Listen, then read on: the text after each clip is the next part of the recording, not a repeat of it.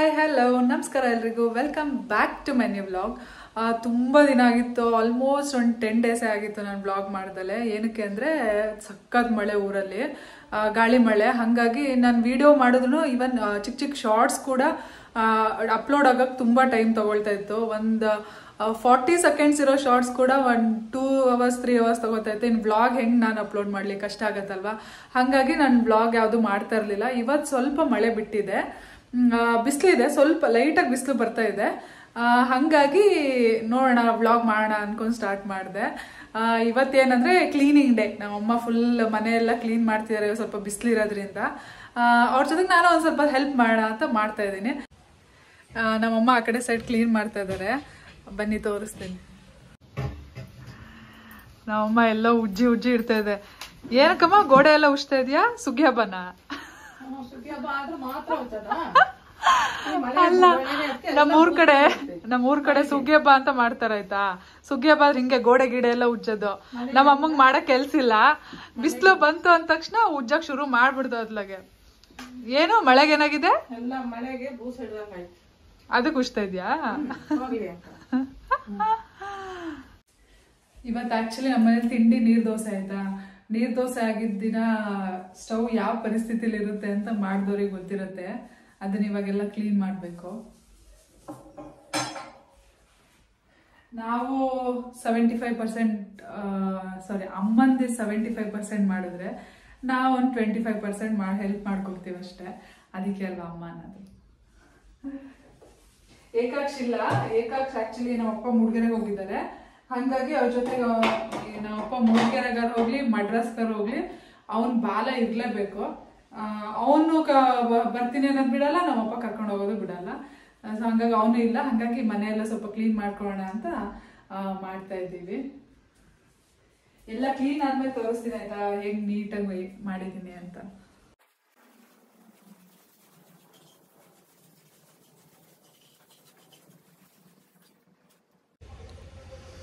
ಅಮ್ಮ ಕಡುಬು ಮಾಡೋಕ್ಕೆ ಅಂತ ಅಕ್ಕಿ ತೊಳೆದು ಒಣಗಾಕ್ ಹಾಕಿತ್ತಾಯ್ತಾ. ಇಲ್ಲಿ ನೋಡಿ, ಇಲ್ಲಿ ಒಣಗಾಕ್ ಹಾಕಿತ್ತು. ಅದನ್ನ ನೋಡಿ ನಾಯಿ ಬಂದ್ಬಿಟ್ಟು ಬೀಳ್ಸ್ಬಿಟ್ಟಿದೆ. ಸುಮ್ಮನೆ ವೇಸ್ಟು ಗುರು. ಇವಾಗ ಇದನ್ನ ಎಂತ ಮಾಡೋದಂದ್ರೆ, ನವಿಲ್ ಬರುತ್ತಲ್ವ ನಮ್ಮ ಮನೆ ಹತ್ರ, ಅದಕ್ಕೆ ಹಾಕಕ್ಕೆ ಎತ್ತಿಡ್ಬೇಕು, ಇನ್ನೇನು ಮಾಡೋಂಗಿಲ್ಲ. ಸುಮ್ಮನೆ ವೇಸ್ಟು. ಎಷ್ಟು ಬೇಜಾರಾಗತ್ತಲ್ಲ. ಮತ್ತೆ ಹೊಸ್ದಾಗಿ ತೊಳ್ದಾಗ್ತಾ ಇದೆ ಕಡುಬಿಗೆ. ಬಿಸಿಲಿತ್ತಲ್ವಾ, ಹಂಗಾಗಿ ಒಂಚೂರು ಒಣಗ್ಲಿ ಅಂತ ಆಚೆ ಇಟ್ಟಿತ್ತು. ನೋಡಿದ್ರೆ ಹಂಗಾಗ್ಬಿಡ್ತು. ಇವಾಗ ಮತ್ತೆ ತೊಳ್ದಾಕಿದೆ ನೋಡಿ ಇಲ್ಲಿ. ಇವಾಗ ಮತ್ತೆ ಇದನ್ನ ಒಣಗಾಕಿಡ್ಬೇಕು. ಮೇಲಿಡಿ, ಇವಾಗ ಮತ್ತೆ ಕೆಳಗಿಡ್ಬೇಡ. ನೋಡಿ ನಂದು ಫುಲ್ ಕಿಚನ್ ಎಲ್ಲ ಕ್ಲೀನ್ ಆಯ್ತು. ನನ್ನ ಕಿಚನ್ ಕ್ಲೀನಿಂಗ್ ಕೆಲಸ ಮುಗೀತು. ಅಮ್ಮ ಆ ಕಡೆ ಎಲ್ಲ ಕ್ಲೀನ್ ಮಾಡಿದ್ದಾರೆ. ನಾನಿದ್ದು ಅಡುಗೆ ರೂಮ್ ಕ್ಲೀನ್ ಮಾಡೋಷ್ಟಾದಾಗ ಅಮ್ಮ ಫುಲ್ ಇಡೀ ಮನೆನೇ ಕ್ಲೀನ್ ಮಾಡಾಗಿದೆ. ನೋಡಿ ನಮ್ಮಮ್ಮ ಸೂಪರ್ ಫಾಸ್ಟ್. ಅಮ್ಮನ ಕ್ಲೀನಿಂಗ್ ಎಲ್ಲ ಮುಗ್ದಿದೆ. ಎಸ್, ಈ ಹಳೆ ಮನೆ ಕ್ಲೀನ್ ಮಾಡೋದಿದೆಯಲ್ಲ, ಸಖತ್ ಹಿಂಸೆ ಆಯ್ತಾ. ಆ್ಯಕ್ಚುಲಿ ನಾನು ಹೋಮ್ ಟೂರ್ ವ್ಲಾಗ್ ಹಾಕಿದ್ದೆ ಅಲ್ವಾ, ಅದು ನೋಡಿ ಸಖತ್ ಜನ ಇಷ್ಟಪಟ್ಟಿದ್ದೀರಾ. ಹಾಗೆ ಹೈಯೆಸ್ಟ್ ವ್ಯೂ ಬಂದಿರೋದು ನನಗೆ ಅದೇ ವ್ಲಾಗಿಗೆ. 13,000 ವ್ಯೂ ಆಗಿದೆ. ಸಖತ್ ಖುಷಿ ಆಯಿತು. ಸಖತ್ ಕಮೆಂಟ್ಸ್ ಕೂಡ ಬಂದಿತ್ತು, ಮನೆ ತುಂಬ ಚೆನ್ನಾಗಿದೆ ಅಂತ. ಚಂದ ಹೌದು, ಬಟ್ ಕ್ಲೀನ್ ಮಾಡೋಕ್ಕಿದೆಯಲ್ಲ ಸಖತ್ ಹಿಂಸೆ. ಹಳೆ ಮನೆ ಕ್ಲೀನ್ ಮಾಡೋದಂತೂ ತಲೆ ಹಿಂಸೆ, ಅಷ್ಟಿಷ್ಟಿರಲ್ಲ. ಎಲ್ಲ ಕ್ಲೀನ್ ಮಾಡಿ ಆಯ್ತು ಆ್ಯಕ್ಚುಲಿ ಇವತ್ತು. ಬಿಸಿಲು ಸ್ವಲ್ಪ ಬಂತು ಅಂತ ಕ್ಲೀನ್ ಮಾಡ್ಕೊಂಡ್ವಿ. ಬಟ್ ಮತ್ತೆ ಯಾಕೋ ಮೋಡ ಆಗಿ ಸ್ವಲ್ಪ ಮಳೆ ಉದುರುತ್ತಾ ಇದೆ. ಮಳೆಗಾಲನೇ ಅಲ್ವಾ, ಮಳೆ ಬೇಡ ಅಂದರೆ ಹೆಂಗೆ ಅಲ್ಲ. ನೋಡೋಣ ಹೆಂಗೋಗುತ್ತೆ ಈ ಡೇ ಅಂತ. ನಾ ಕ್ಲೀನ್ ಮಾಡಬೇಕಾದ್ರೆ ಏನೋ ಒಂದು ಸ್ಪೆಷಲ್ ಐಟಮ್ನ ನೋಡಿದೆ, ನಮ್ಮ ಮಲ್ನಾಡ್ದು ಸ್ಪೆಷಲ್ಲು. ಅದು ಏನಂತ ತೋರಿಸ್ತೀನಿ ಬನ್ನಿ. ಅದ್ರ ರೆಸಿಪಿನೂ ಮಾಡೋಣ ಇವಾಗ. ಈ ಜೀರಿಗೆ ಮೆಣಸಿಕಾಯಿ ಸಿಕ್ಕಿದ್ರೆ ಮಾಡೋಣ ಅಂತ ಹೇಳಿತ್ತು ಅಮ್ಮ. ಹೆಂಗೋ ಸಿಕ್ತು ಮನೆ ಹತ್ರ. ಅದೆಂತ ಅಂತ ತೋರಿಸ್ತೀನಿ ಬನ್ನಿ. ಮನೆಯೆಲ್ಲ ಕ್ಲೀನ್ ಮಾಡ್ತಾ ಇದ್ದಲ್ವಾ, ಅವಾಗ ಇದು ಸಿಕ್ತು ಆ್ಯಕ್ಚುಲಿ ಡಬ್ಬ. ನೋಡಿ ಏನಿದು ಅಂತ ಆಶ್ಚರ್ಯ ಆಗ್ತಿರ್ಬೇಕಲ್ಲ ನಿಮಗೆ. ಆ್ಯಕ್ಚುಲಿ ಇಲ್ಲಿಯವರು ನೋಡ್ತಾ ಇದ್ರೆ ನನ್ನ ಬ್ಲಾಗು ಗೊತ್ತಾಗತ್ತೆ ಇದು ಏನಂತ. ನೋಡಿ, ಬೇರೆಯವ್ರಿಗೆ ಗೊತ್ತಿರಲ್ಲ. ಇದೆಷ್ಟೋ ಜನ ಉಪಯೋಗಿಸೋದಿಲ್ಲ ಎಷ್ಟೋ ಕಡೆ. ಇದು ನಮ್ಮ ಚಿಕ್ಕಮಂಗ್ಳೂರು ಸೈಡಲ್ಲಿ ತಿಂತೀವಿ ನಾವು. ಮಲ್ನಾಡ್ ಅಂದರೆ ಎಲ್ಲ ಮಲ್ನಾಡ್ ಭಾಗದಲ್ಲೂ ತಿನ್ನಲ್ಲ. ಯಾಕೆಂದರೆ ನಾನು ತೀರ್ಥಹಳ್ಳಿಯವಳಾಗಿರೋದು. ತೀರ್ಥಹಳ್ಳಿ ನಂದು ಹಸ್ಬೆಂಡ್ ಮನೆ ಅಲ್ವಾ, ಸೊ ಅಲ್ಲಿ ಯಾರು ಇದನ್ನು ತಿನ್ನಲ್ಲ. ಇಲ್ಲಿ ತಿಂತಾರೆ, ಚಿಕ್ಕಮಂಗ್ಳೂರು ಸೈಡ್ ತಿಂತಾರೆ, ಅಮ್ಮ ಮನೆ ಸೈಡು. ಇದೇನಂದ್ರೆ ಕೆಂಪಿರುವೆ. ಇದನ್ನ ಆಕ್ಚುಲಿ ತಗೊಂಡ್ಬಂದು ಗೂಡು ಸಮೇತ ತಂದಿರ್ತಾರೆ. ತಂದು ಕಡ್ಬಿನ ಪತ್ರ ಹಾಕಿ ಸುಟ್ಟಿ ಆ ಪ್ರೋಸೆಸ್ ತೋರ್ಸಕ್ಕೆ ನನಗೆ ಹಸಿ ಇಲ್ಲ. ಇದು ಒಣಗಿರೋ ಸಿಕ್ತಲ್ಲ, ಹಂಗಾಗಿ ಅದ್ರ ಬಗ್ಗೆ ಹೇಳ್ತಾ ಇದ್ದೀನಿ. ಅದನ್ನ ಎಲ್ಲ ಬಿಡಿಸಿ, ಅಂದ್ರೆ ಇರುವೆಗಳನ್ನೆಲ್ಲ ಬಿಡಿಸಿ, ಇದನ್ನ ನಾವು ಚಿಗ್ಲಿ ಅಂತ ಕರಿತೀವಿ. ಇದನ್ನೆಲ್ಲ ಬಿಡಿಸಿ ಸ್ಟೋರ್ ಮಾಡಿಟ್ಟಿರ್ತೀವಿ ಈ ತರ ಒಣಗಿಸಿ. ಇದು ಒಂದು 6 ತಿಂಗಳು ವರ್ಷ ಆದ್ರೂ ಹಾಳಾಗಲ್ಲ. ಇದು ಸ್ಟೋರ್ ಮಾಡಿಡ್ಬೋದು ಇದನ್ನ ಈ ತರ. ಇದರಲ್ಲಿ ಚಟ್ನಿ ಮಾಡ್ತೀವಿ, ಸಕ್ಕತ್ತಾಗಿರುತ್ತೆ ಮಾತ್ರ, ಆಯ್ತಾ. ಇಲ್ಲಿಯವ್ರು ಯಾರು ವ್ಲಾಗ್ ನೋಡ್ತಾ ಇದ್ರೆ ದಯವಿಟ್ಟು ಇದನ್ನ ಈಗ ಚಟ್ನಿ ಮಾಡಿ ಮುಗಿಸ್ಬಿಡ್ತೀನಿ ನಾನು, ಇದನ್ನ ಇಡಲ್ಲ. ಎಂತ ಗೊತ್ತಾ, ಹಲಸಿನ ಹಣ್ಣು ಕುಯ್ದಿದ್ದಾಗ್ಲಿ ಎಷ್ಟೋ ಒಂದು ವಿಡಿಯೋಸ್ ನಾನು ಹಾಕಿದ್ದೀನಿ, ಮಾವಿನ ಹಣ್ಣಿಂದಾಗಿರ್ಬೋದು, ತುಂಬಾ ವಿಡಿಯೋಸ್ ನಾನು ಶೇರ್ ಮಾಡಿದ್ದೀನಿ. ಅದ್ ಏನಕ್ಕೆ ಅಂದ್ರೆ ಎಷ್ಟೋ ಜನ ಔಟ್ ಆಫ್ ದ ಮಲ್ನಾಡು ನೋಡ್ತಾ ಇರ್ತಾರೆ, ಅಂದ್ರೆ ಎಲ್ಲೋ ಬೇರೆ ಕಡೆಯಿಂದನೋ ಬೇರೆ ಬೇರೆ ಊರಿಂದನೂ ನನ್ನ ಬ್ಲಾಗ್ಸ್ ನೋಡ್ತಾ ಇರ್ತಾರೆ. ಅವರಿಗೆ ನಮ್ಮ ಮಲ್ನಾಡ್ದ ರೆಸಿಪೀಸ್ ಬಗ್ಗೆ ಆಗ್ಲಿ, ನಮ್ಮ ಕಲ್ಚರ್ ಬಗ್ಗೆ ಆಗ್ಲಿ, ಫುಡ್ ಬಗ್ಗೆ ಗೊತ್ತಾಗ್ಲಿ ಅನ್ನೋ ಇದಕ್ಕೋಸ್ಕರ ಬ್ಲಾಗ್ ಮಾಡ್ತಾ ಇರ್ತೀನಿ. ಬಟ್ ಏನಾಗುತ್ತೆ ಗೊತ್ತಾ, ಅದು ಇಲ್ಲಿ ಲೋಕಲ್ ಅವರು ನೋಡ್ತಾ ಇರ್ತಾರೆ. ಸೊ ಹಂಗಾಗಿ ಏನಾಗುತ್ತೆ, ಈಗ ಹಲಸಿನ ಹಣ್ಣು ವಿಡಿಯೋನ ಏನೋ ಒಂದು ಹಾಕ್ದಾಗ ನಮ್ಮ ಅಪ್ಪ ಎಲ್ಲೋ ಆಚೆ ಸಿಕ್ತಾಗ್ಲೋ ಏನಾದ್ರು ಕೇಳ್ತಾರೆ ತುಂಬಾ ಜನ. ಖುಷಿ ಆಗತ್ತೆ, ಹೌದು ನನ್ನ ಬ್ಲಾಗ್ಸ್ ನೋಡ್ತಿದ್ರ ಅಂತ ಖುಷಿ ಆಗತ್ತೆ ನಿಜವಾಗ್ಲೂ. ಆದ್ರೆ ಏನ್ ಗೊತ್ತಾ, ಹಂಗ್ ಕೇಳಿದ್ರೆ ಅಪ್ಪ ಬಂದ್ಬಿಟ್ಟು ಎಷ್ಟೋ ಸಲ ಕೇಳಿದಾರೆ ನೀ ಹಲಸಿನ ಹಣ್ಣು ವಿಡಿಯೋ, ಅಪ್ಪಂಗೆ ಗೊತ್ತಿರಲ್ಲ ನಾನು ವಿಡಿಯೋ ಮಾಡಿರೋದು. ಅಂದ್ರೆ ವಿಡಿಯೋ ಅಂದ್ರೆ ಮೊಬೈಲಲ್ಲಿ ನಾನು ಅಪ್ಲೋಡ್ ಮಾಡಾದ್ಮೇಲೆ ನಾನು ತೋರಿಸಿರಲ್ಲ, ವಿಡಿಯೋ ಮಾಡೋದು ನೋಡಿರ್ತಾರೆ ಆಯ್ತಾ. ಈಗ ಅಪ್ಲೋಡ್ ನಾನು ಏನ್ ಮಾಡಿರ್ತೀನಿ ಅಂತ ನೋಡಿರಲ್ಲ ಅಪ್ಪ. ಅವರು ಈಗ ಯಾರು ಹಿಂಗ್ ದಾರಿಯಲ್ಲಿ ಏನಾದ್ರು ಕೇಳಿದಾಗ ಬಂದ್ ನನ್ನ ಹತ್ರ ಕೇಳ್ತಾರೆ, ಈ ತರ ವಿಡಿಯೋ ಹಾಕಿದ್ದ ಹಲಸಿನ ಹಣ್ಣಿಂದು, ಅಥವಾ ಏನೋ ಒಂದು ಇನ್ನೊಂದು ಮಾವಿನ ಹಣ್ಣು, ಕಳುಲನ್ನು ಏನೇನೋ ಒಂದಷ್ಟು ಹಾಕಿದೀನಲ್ವಾ. ಅವಾಗ ಕೇಳಿದಾಗ ಅಪ್ಪ ಬಂದು ಕೇಳ್ತಾರೆ, ಅಯ್ಯೋ ಅವ್ರು ಕೇಳಿದ್ರು ಇವ್ರು ಕೇಳಿದ್ರು, ನಿಜ ಖುಷಿ ಆಗತ್ತೆ. ಬಟ್ ಏನ್ ಗೊತ್ತಾ, ನನ್ಗೂ ಬೇಕಿತ್ತು ಅಂತ ಎಷ್ಟೋ ಜನ ಕೇಳಿದೀರಾ.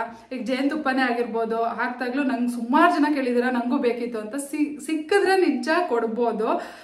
ಬಟ್ ಎಲ್ರಿಗೂ ಹೆಂಗೆ ಕೊಡೋದು, ಈಗ ಮಾವಿನ ಹಣ್ಣೆ ಆಗಿರ್ಬೋದು, ನಮ್ಗೆ ಎಷ್ಟು ಬೇಕಾದ್ರೂ ಅದು ಸಿಕ್ಕಿರುತ್ತೆ, ನಾವು ಸಾರು ಮಾಡೋ ತಿಂದಿರ್ತೀವಿ. ಅದನ್ನ ಹೆಂಗೆ ಇನ್ನೊಂದಿನ ಸಿಕ್ಕಿದ್ರೆ ಕೊಡ್ಬೋದಲ್ವಾ. ಹಂಗೇನಾದ್ರು ಸಿಕ್ಕಿದ್ರೆ ನಿಜವಾಗ್ಲೂ ಖಂಡಿತ ಕೊಡ್ತೀವಿ. ಬಟ್ ಕೇಳ್ದಾಗ ನಿಜ ಖುಷಿ ಆಗತ್ತೆ, ಬೇಜಾರೇನಲ್ಲ. ಆದ್ರೆ ಈಗ ನೆಕ್ಸ್ಟ್ ಇದನ್ನ ನೋಡ್ಬಿಟ್ಟು ಯಾರು ಕೇಳ್ಬೇಡಿ ಆಯ್ತಾ, ನಿಮ್ಮನೇಲಿ ಚಿಗ್ಲಿದು ರೆಸಿಪಿ ಮಾಡಿ ನಿಮ್ಮ ಮಗಳು ಹಾಕಿದ್ಲು, ಇದೆಯಾ ಏನಾರು ಸಿಗುತ್ತಾ ಅಂತ ದಯವಿಟ್ಟು ಯಾರು ಕೇಳ್ಬೇಡಿ ಮಾತ್ರ. ಸಿಗಲ್ಲ, ಯಾಕಂದ್ರೆ ಇರೋದೇ ಇಷ್ಟು. ನಾನು ಇವಾಗ ಚಟ್ನಿ ಮಾಡಿದ್ದನ್ನ ಕಂಪ್ಲೀಟ್ ಆಗಿ ಮುಗಿಸ್ತಾ ಇದ್ದೀನಿ, ದಯವಿಟ್ಟು ಯಾರು ಕೇಳಬೇಡಿ. ಇವಾಗ ಇದಕ್ಕೆ ಚಟ್ನಿ ಮಾಡಕ್ ನೋಡಿ ಸ್ವಲ್ಪ ಕಾಯಿ ಹಾಕೊಂತೀವಿ, ಜಾಸ್ತಿ ಕಾಯಿ ಹಾಕ್ಬಾರ್ದು. ಸ್ವಲ್ಪ ಕಾಯಿ, ಸ್ವಲ್ಪ ಈರುಳ್ಳಿ ಹಾಕ್ತಾ ಇದೀವಿ. ಇದಕ್ಕೆ ಆಕ್ಚುಲಿ ಜಾಸ್ತಿ ಹಾಕಲ್ಲ ಈರುಳ್ಳಿನ, ಸ್ವಲ್ಪನೇ ಹಾಕ್ಬೇಕು. ಇವಾಗ ನೋಡಿ ಅವಾಗ್ಲೇ ಹೇಳ್ದಲ್ಲ ಜೀರಿಗೆ ಮೆಣಸಿಕಾಯಿ ಅಂತ, ಅದನ್ನ ಹಾಕ್ತಾ ಇದೀವಿ. ಸ್ವಲ್ಪ ಜಾಸ್ತಿನೇ ಹಾಕೊಂತೀವಿ, ಖಾರ ಇದ್ರೆ ಚಂದ ಇರುತ್ತೆ ಹಂಗಾಗಿ. ಇವಾಗ ಇದಕ್ಕೆ ಒಂದ್ 3 ಬೆಳ್ಳುಳ್ಳಿ ಹಾಕೊಂತ ಇದೀವಿ, 4. ಇವಾಗ ನೋಡಿ ಈ ಚಿಗ್ಲಿನ ಹಾಕೊಂತ ಇದೀವಿ. ಇದ್ರಲ್ಲಿ ಹುಳಿ ಅಂಶ ಇರುತ್ತೆ, ಹಂಗಾಗಿ ತುಂಬಾ ಏನು ಯೂಸ್ ಮಾಡಲ್ಲ, ಸ್ವಲ್ಪ ಹಾಕೋತಾ ಇದೀವಿ. ಇವಾಗ ಇದನ್ನ ರುಬ್ಕೊಳ್ಳೋಣ ಆಯ್ತಾ. ರುಬ್ಕೊಂಡ್ಬಿಟ್ಟು ಮತ್ತೆ ನಿಮಗೆ ತೋರಿಸ್ತೀನಿ ಹೆಂಗಾಗಿದೆ ಅಂತ. ಇದಕ್ಕೆ ಅದೇ ಉಪ್ಪು ಹಾಕೊಳ್ಳಿ, ಸ್ವಲ್ಪ ರುಚಿಗೆ ತಕ್ಕಷ್ಟು ಉಪ್ಪು ಹಾಕೊಂಡು ರುಬ್ಕೊಳ್ಳೋದು. ನೋಡಿ ಇವಾಗ ರುಬ್ಬಾದ್ಮೇಲೆ ಈ ತರ ಕಾಣುತ್ತೆ, ಸೇಮ್ ಚಟ್ನಿ ತರಾನೇ, ಬಟ್ ಟೇಸ್ಟ್ ಮಾತ್ರ ಡಿಫ್ರೆಂಟ್ ಆಗಿರುತ್ತೆ. ಗಮ್ ಅಂತ ಇದಾಯ್ತಾ, ಆ ಚಿಗ್ಲಿದು ಸ್ಮೆಲ್ಲು ಒಂಥರ ಡಿಫ್ರೆಂಟ್ ಸ್ಮೆಲ್ ಕೊಡುತ್ತೆ, ಸಕ್ಕದಾಗಿದೆ ಮಾತ್ರ. ಇದು ಆಕ್ಚುಲಿ ಶೀತ ಕೆಮ್ಮು ಆ ಥರ ಏನಾರು ಇದ್ದಾಗ ಇದನ್ನ ತಿಂದ್ರೆ ಪಟ್ ಅಂತ ವಾಸಿ ಆಗತ್ತೆ. ಇದೆಲ್ಲ ಆಯುರ್ವೇದಿಕ್ ಮೆಡಿಸಿನ್ ಅಂತಾನೆ ಹೇಳ್ಬೋದು.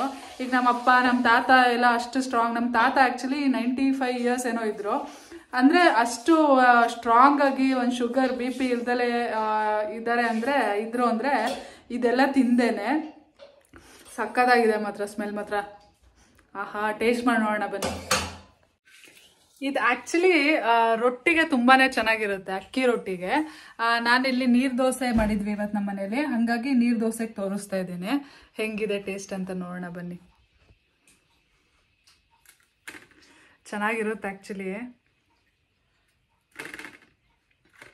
ನೋಡೋಣ.